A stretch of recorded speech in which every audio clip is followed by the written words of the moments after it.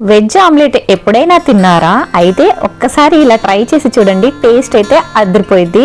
ముందుగా ఒక కప్పు శనగపిండి తీసుకోండి. అందులో చిన్నగా తరిగిన ఉల్లిపాయలు, చిన్నగా తరిగిన క్యారెట్, అలాగే కొన్ని బీన్స్, 4-5 పచ్చిమిర్చి, కొత్తిమీర సన్నగా తరిగి వేసుకోవాలి. ఆ తర్వాత ఇందులో 1/2 టేబుల్ స్పూన్ సాల్ట్, కొంచెం బేకింగ్ సోడా కూడా వేసేసి వాటర్ని వేసి బాగా మిక్స్ చేసుకోవాలి. ఆ తర్వాత ఇందులో ఒక 1/2 టేబుల్ స్పూన్ పసుపు కూడా యాడ్ చేసేసుకుని మిక్స్ చేసుకోవాలి. ఆ తర్వాత స్టవ్ మీద పెనం పెట్టుకుని బాగా హీట్ అయిన తర్వాత పెనంకి ఆయిల్ అప్లై చేసుకోండి. ఆ తర్వాత ఇలా ఒక 2 గరిటెలు పిండి పోసేసి ఇలా పల్చగా వెడల్పుగా వేసుకోండి. ఆ తర్వాత దీని మీద మూత పెట్టేసి ఒక 2-3 నిమిషాలు లో ఫ్లేమ్ లో ఉడికించుకోండి.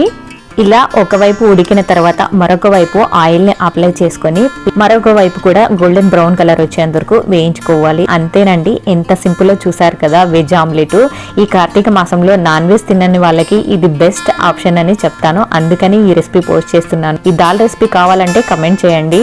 ఇలాంటి మరిన్ని రెసిపీస్ కోసం అనూస్ హోమ్ ఫుడ్ ఛానల్ ని సబ్స్క్రైబ్ చేసుకుని ఈ వీడియోకి చిన్న లైక్ ఇచ్చేసి వెళ్ళండి.